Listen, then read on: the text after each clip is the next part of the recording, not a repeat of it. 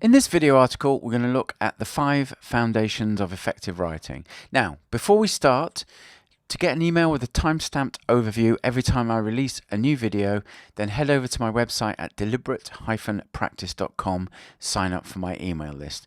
There's other content at that website, plus in the weeks and months to come, there'll be some thank you goodies that's just email subscriber only, which you'll get just for signing up, so it'd be worth doing. Before we look at what these 5 effective foundations are, let me just walk through the process of how how writing works. And no, I've put IMO. This is my opinion. But I think that when you're writing, you should be writing in flow. And when you're writing in flow, you're just writing. The words come from, as Stephen King metaphorically described it, the boys in the basement, or the creative part of the brain, or the subconscious part of the brain, not the conscious part of the brain, which is the more analytical, editing part of the brain. And any weaknesses that you identify in your writing, and I'm going to give you a couple of exercises in a minute that you can do in the next week or so. And if you're honest with yourself, you'll find out if you've got any weaknesses in these 5 crucial foundational areas. And this applies for non-fiction writing as well as fiction writing. You should have mastery of these elements so that when you're writing, you don't, in the editing stage, have to deal with these items. But any weaknesses that you do identify need to be fixed to the point of unconscious competence. That's something that's not talked about in any of the writing literature that's out there as far as I can see. So let's look at these 5 foundations of effective writing. Now, just so you know, these come from who I consider probably the best writing teacher whose writings we can access, and that's Gary Provo. I've done a series of videos on his video novel writing workshop, which when I did the videos wasn't available, but now seems to be available again. So if you haven't got a copy of that, you can download it for free. So do go and look for that and try and find that link and download it while you still can. But his work on writing is great in my opinion. The one thing he misses is the deliberate practice side of things, which we'll talk a little bit about later in the video. So the first one, and you'll probably be familiar with most of these 5 foundational elements. The first one is write in the active voice, not in the passive voice. The second one is specificity. So don't write a pack of dogs, write 6 Alsatians, or if the dogs are doing something specific, doing an action, if you need to, the 6 rabid Alsatians. They give much clearer images to the reader, and their brains have to do less translating of what you're doing because the reader has. So if you say a pack of dogs, the reader might imagine 20 dingoes from the African veldt. But if you say 6 rabid Alsatians, the reader will know what an Alsatian is, it will know what rabies is, and the reader may infer how those dogs are acting based on that simple information. The next thing is say things in a positive way. We often, and this is taught to us at school, we often phrase things in a negative way, and saying things in a positive way gives a much more clearer picture for the reader. And there are occasions where saying something that's missing is the piece of information that the reader needs, but mostly if you say things in a positive way, and I'll talk more about this in the future, or you can read some of Gary's stuff to find more about this, it gives the reader a much clearer picture, and writing is all about communicating clear images to the reader. Show don't tell, you've probably heard this a million times. And the final one, use strong verbs. Stephen King's famous one, or famous maxim of kill your adverbs. Strong verbs communicate much better to the reader and are more active and help your writing be more dynamic. So using strong verbs is a really important foundational skill. Now, I've put together a series of paragraphs that are deliberately not very good. And I'm going to read those out on this slide. So let me read this. The small town of Millfield was visited yesterday by a person who was not very nice and who did a lot of damage. The buildings in the downtown area were damaged severely by him, and many of the townspeople were made to feel very afraid. The police were not able to catch him, and he was allowed to escape. The town's old church was one of the places that was harmed during this incident. The weather was not good when this happened, and this made things worse. It is thought by many people that the town will be recovering from this event for a long time. A meeting is going to be held by town officials next week to discuss what should be done. Now, I'm sure you'll agree with me, that's pretty shitty writing. And if you submitted that for anything, obviously this is non-fiction, by the way, but the same example or kind of example could have been done with a fictional example, but I chose non-fiction for various reasons. It's not particularly great, and what I'm going to go on to is another version of this where all of the things that we just talked about, so strong verbs, active voice, specificity, doing things in the positive, and show don't tell were all used to create a better piece of writing. So here's the edited version.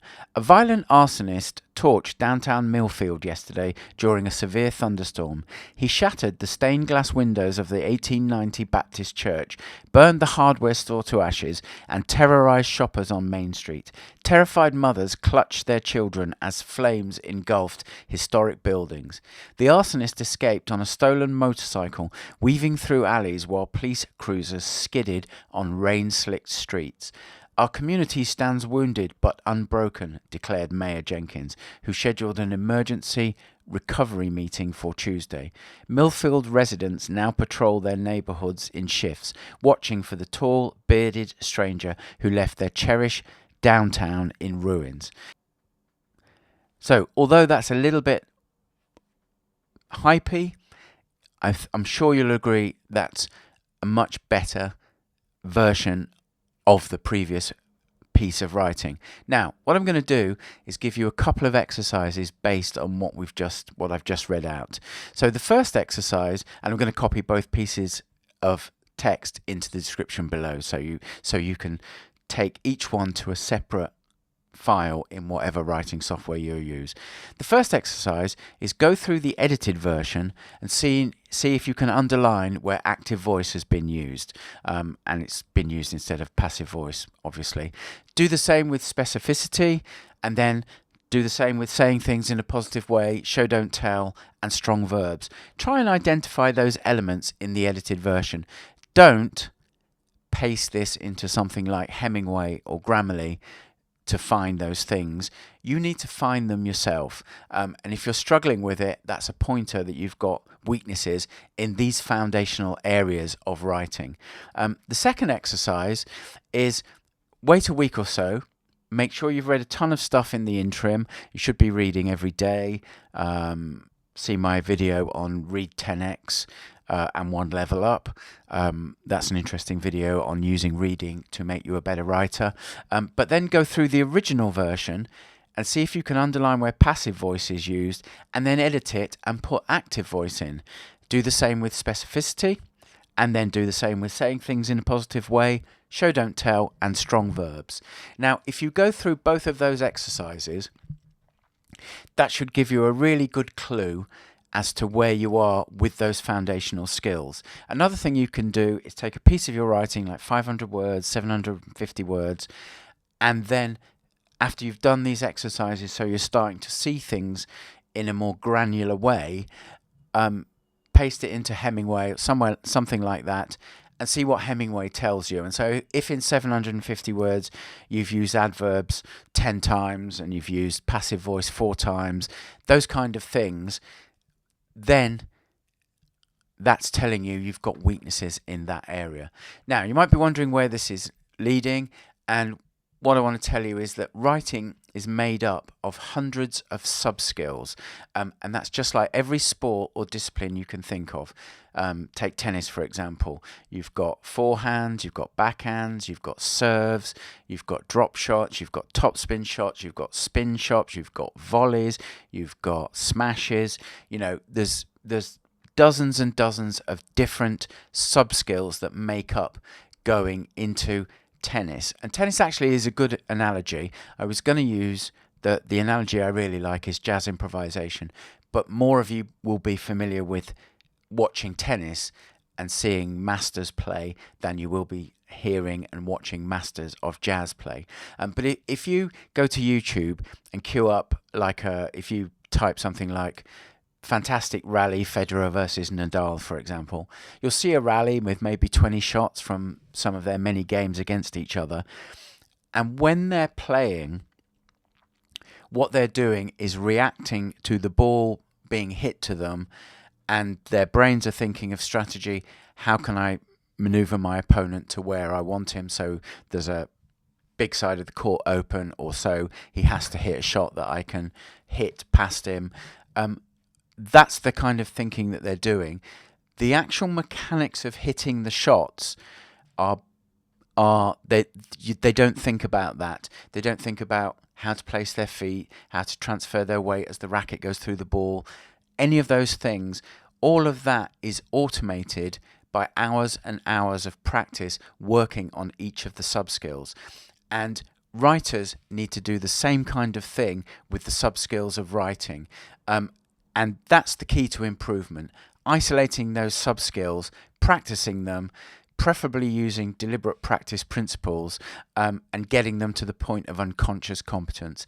And even 15 minutes of proper, deliberate practice a day will compound over the next year and lead to major improvements in your writing. Imagine if your first draft of anything was similar to the first version of that piece of writing that I read out, and then in a year's time, your first draft looks much more like the second piece of writing.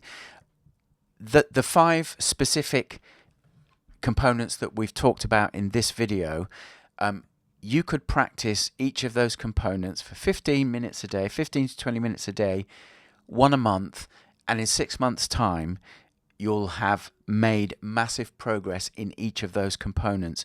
And if you practice it right and you get it to the point of unconscious competence, it will just appear in your writing. You won't have to think about it. That's where this is leading. And nowhere that I've seen does anyone teach this for writers, for non-fiction or fiction.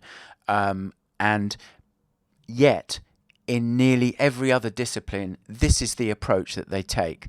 And my question to you, if you think, well, I don't think you're right, is why is writing so unique that we don't have to break it into sub-skills and practice it to unconscious competence like any other discipline that you can think of has to do, whether it's a sport, whether it's music, whether it's chess, even in things like maths, and languages. This is how that's built up. When you're learning a language, you start with a basic vocabulary, then you expand your vocabulary and practice it, and you keep building.